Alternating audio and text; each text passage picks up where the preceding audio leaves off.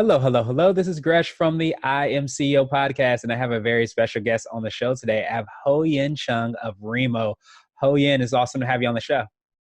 Hey, thank you. Thank you so much. No problem. Super excited to have you on. And what I wanted to do is just read a little bit more about Ho Yin so you can hear about all the awesome things that he's doing. And Ho Yin is a serial entrepreneur with an 8-figure Amazon business, a mobile agency, and also a 1 million annual recurring revenue B2B SaaS company. Ho Yin has 7+ years of experience building remote teams and has worked with Fortune 100 companies like Best Buy, TJ Maxx, SunGard, Cardinal Health, and Kaiser Permanente. His new venture is Remo, the next generation video workspace for distributed teams. Ho Yin, are you ready to speak to the IMCO community? Yes, I am ready. Awesome, awesome. It was all those big figures that got me thrown off a little bit.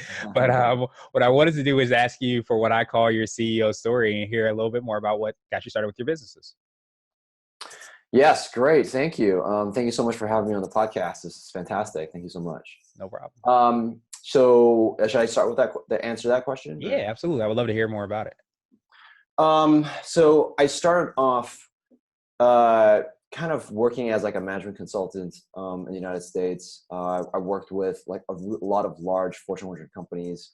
I worked for large corps, realized how slow kind of they were, and then eventually kind of had enough of that, and then went back to Hong Kong and then started doing a variety of different ventures. And so I did like Amazon FBA, like probably more than 8-9 years ago when Amazon first started, and then gradually started doing other things like a mobile agency. And right now I'm running like a SaaS platform to grow Instagram accounts for small medium businesses called Rightly Social. And that company was fully remote.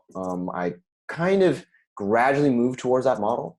And as I moved towards that model, I realized that I think remote work is the future of work. And so I started to create Remo, which is kind of like Skype on steroids, like a visual map, kind of sort of like a game, but you can move into different rooms and have a video conference immediately with anybody that's kind of sitting in that room, sort of like a game a little bit. So yeah, that's kind of how I got started.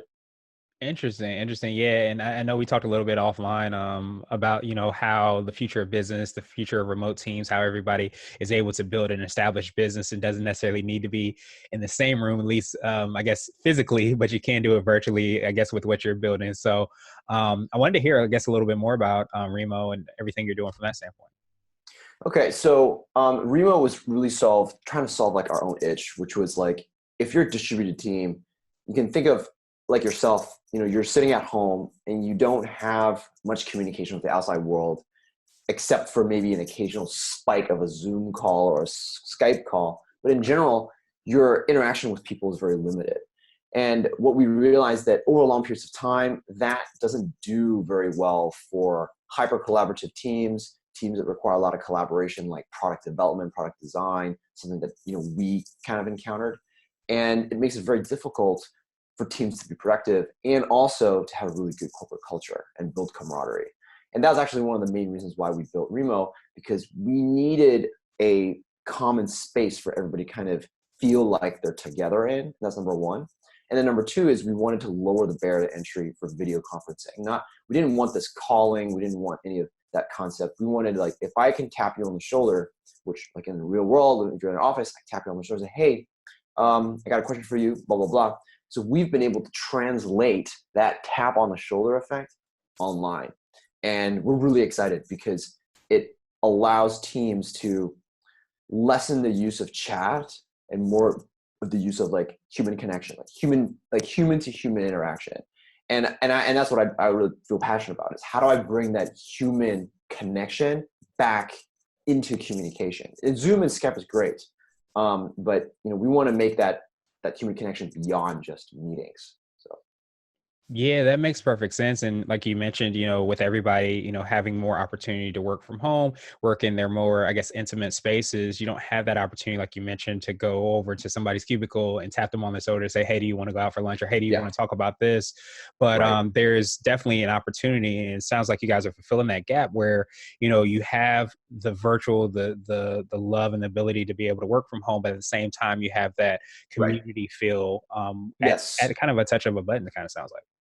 You're right. So it's like we want to take advantage of the good of both worlds. That's exactly what you said. The freedom of working at home, but also the social ease of socializing with the people. And I think the way how we see it is we want to push for the advent of remote working. And but I believe that the only way that remote working can be adopted by more people is that it's got to be more accessible. The barrier to entry has to be lower. Like right now, to be good at remote working, like you got to be really good at communication, really proactive, disciplined, motivated, really good written communication. You can't be too junior, and you have to be okay with just being sitting at in your house the whole day. A lot of people aren't used to that, or they don't do that.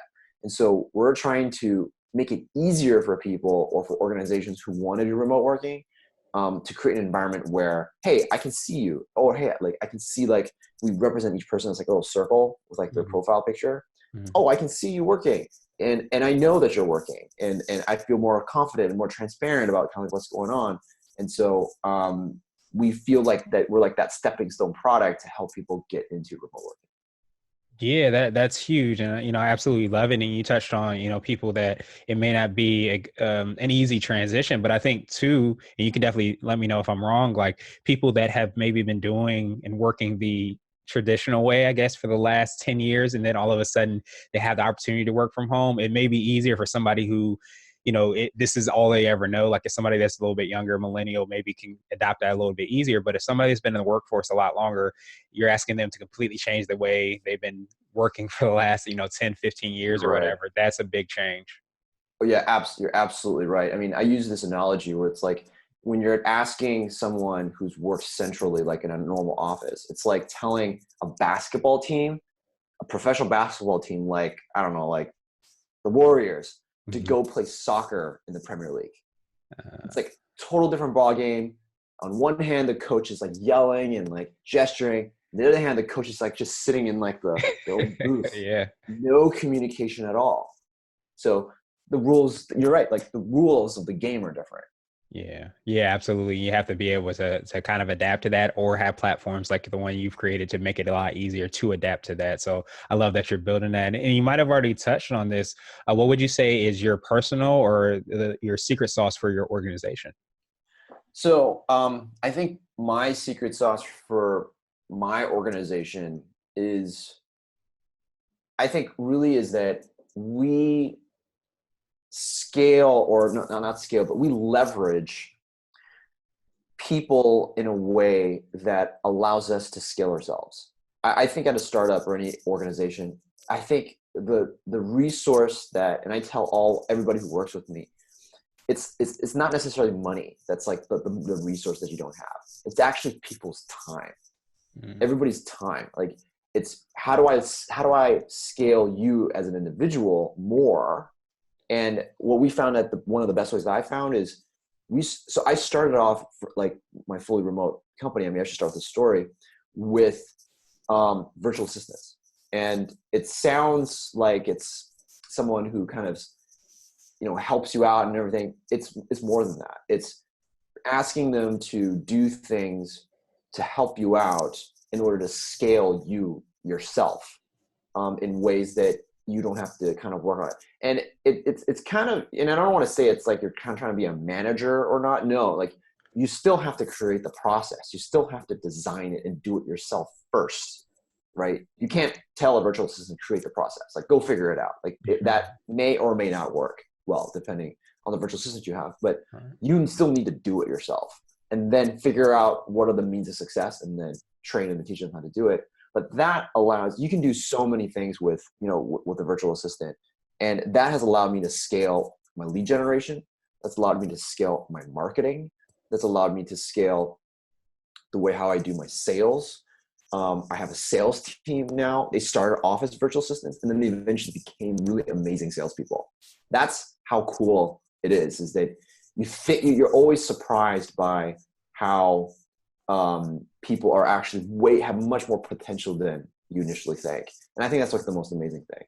And also combine that with cost arbitrage, getting a virtual assistant from countries where they may not be able to get jobs that easily. So most of our virtual assistants are in the Philippines, and they're in the southern part of the Philippines in Davao, where it's not easy to get jobs there. And this allows them to have a global platform to work with many people around the world. And you're giving jobs to other people that may not have had that opportunity. Mothers that have to bring home the bacon, but they've got 3 kids. I work with someone has 3 kids, and she needs to work somehow and take care of the kids. And I think that's an amazing opportunity to allow people to do that, and really kind of level the playing field, I think, for a lot of women who also want to work and take care of kids at the same time.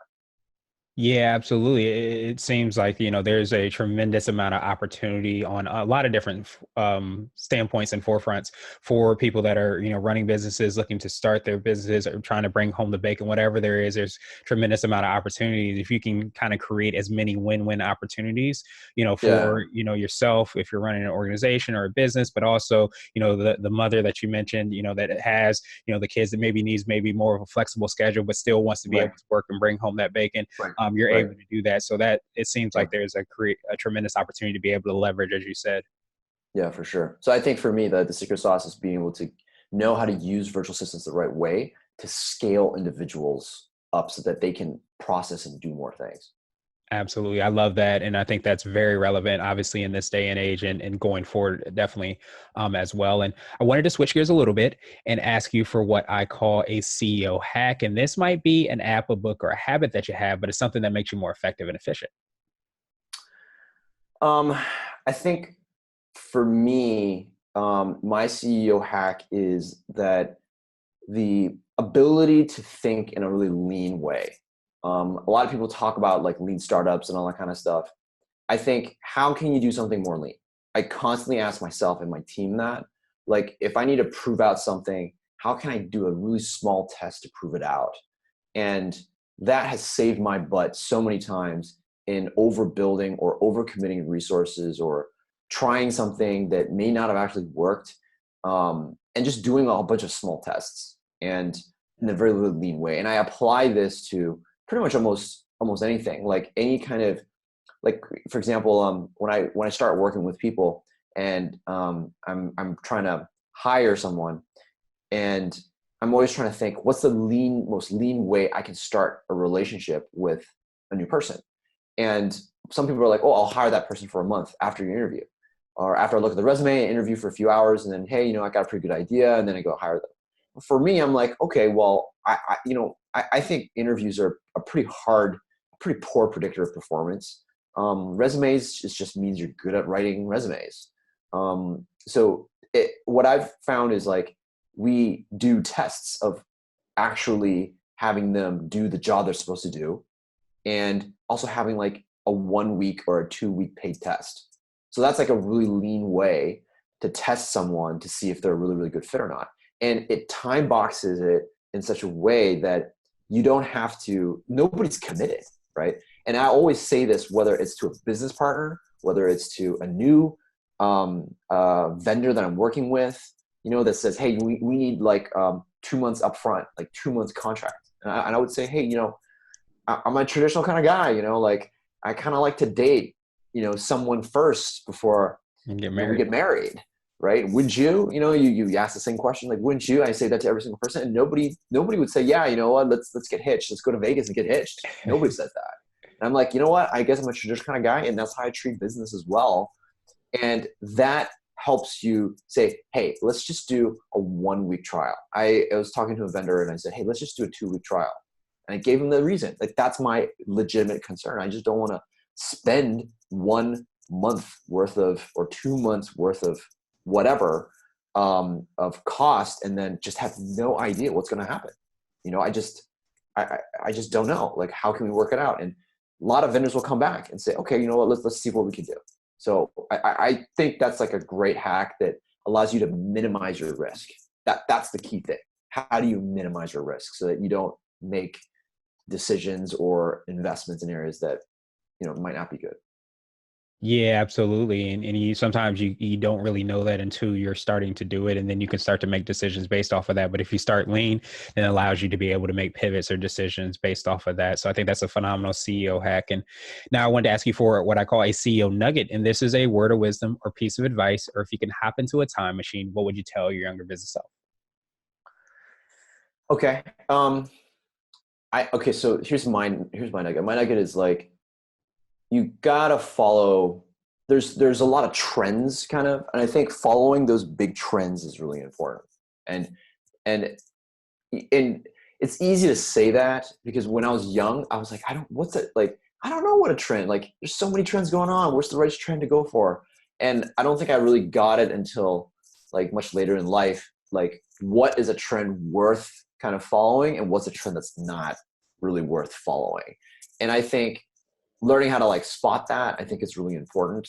So for example, like, um, there's some key large trends that are happening right now. I mean, everybody's kind of talking about, like, for example, like 3D printing, like machine learning, or maybe blockchain, cryptocurrency, or whatever. Like, that's from a technology side, but you also have to look at trends from kind of like an overall like side. Like another one's, for example, like AR and VR. Like, we all know everybody's going to go onto AR and VR eventually. Everybody kind of thinks that we're going to do blockchain maybe eventually. So you just got to pick one of those trends early and be able to get into it so that when that trend like Takes off. takes off, then you're at the right place. You have to have that vision of the future, or solve a problem that is a future problem, not a current problem. You can solve a current problem. That's cool. Nothing wrong with that. As a start, I solved the current problem in my first few companies, but then I realized that the real big opportunities are future problems.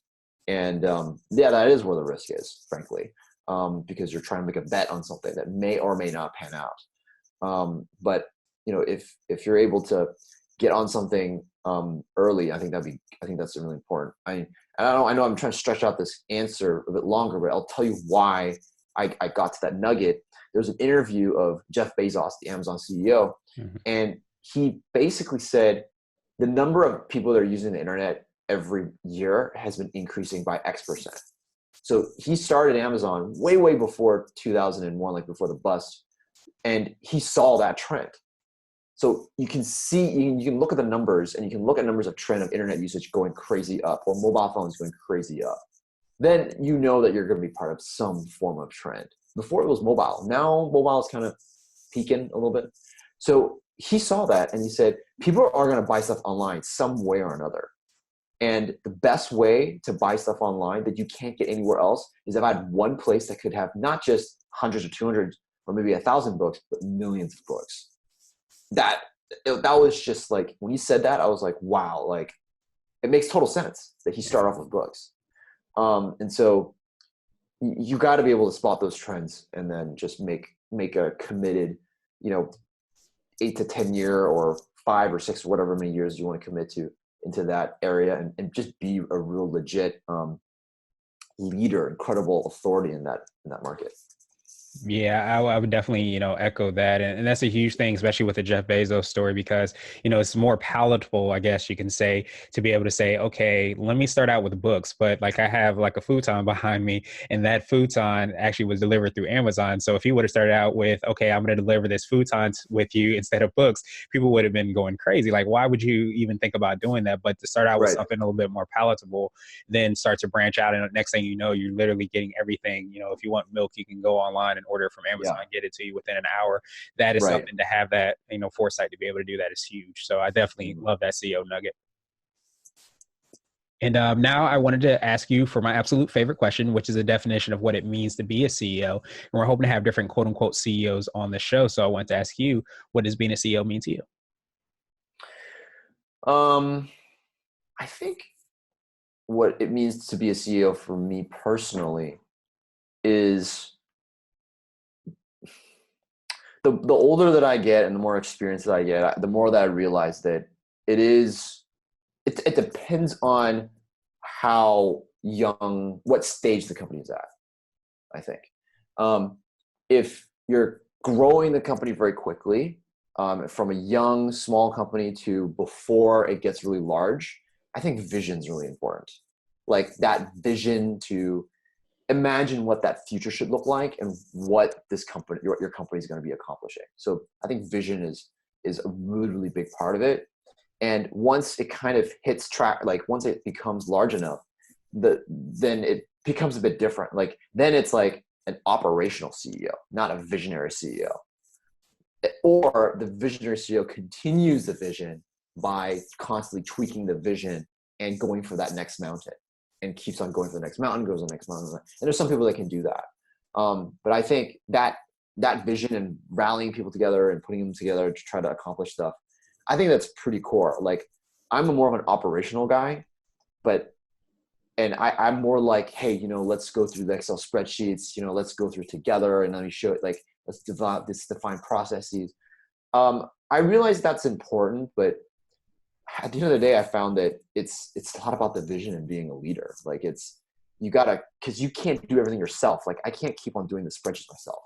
I gotta work with people who do it really, really well and better than me. And the only way to do that is to have that vision, have that leadership. And that's when I found that's how you scale yourself beyond yourself. And I think, I never got that before. People talk about leadership, visionary, and all that kind of stuff. I was like, I don't get it. But now that I'm here at my point in my company, I realize how important it is. Yeah, that makes perfect sense, and I love that definition. And I think it was I forgot his name. He was a Twitter CEO, I remember, but I think at one point he grew the company because I think, from my understanding, he was more of a visionary in the beginning. He took Twitter to where it wanted to be, but then that was his core competency. That was what he was best at. So he became like some other role, like I think chief design officer or something like that. And they had a more operational CEO that was there because that's what the company needed. So I think that, speaks to exactly what you were talking about, where understanding what a CEO is, depending on the time frame, the goals, and what the company wants to be. So I think that's a phenomenal definition. I appreciate you for sharing that with us. Yeah, no Absolutely. problem. No problem. And I wanted to pass you the mic, so to speak, just to see if there's anything additional you want to let our readers and our listeners know, and how best they can get a hold of you. Yeah. So I think for sure. So we just launched Remo. So you can go to www.remo.co and absolutely check out our workspace. Check out and see like how the workspace works, or if that, it's not just for remote working. It's also for companies that are hiring remote workers, but they have like their own centralized office. So it's not fully like 100% distributed. It might be like 20 to 30%. And it's also for companies that have a lot of regional offices or sales reps, people who are just like kind of all over the place. And so definitely check it out. And feel free to contact me at LinkedIn. If you're interested in kind of learning more about remote working, or kind of get some more advice on how to conquer remote working challenges, and I'm down to kind of help people out. So yeah, those are definitely two ways to kind of check it out. Awesome. Well, I appreciate you, Ho Yin. And what we'll do is we'll have those links in the show notes as well, too, so that anybody can follow up with you. But you're doing some Sure. awesome things, my friend, and I appreciate your time, and I hope you have a phenomenal rest of the day. Thank you, man. Really appreciate it. This is an awesome podcast. Thank you so much.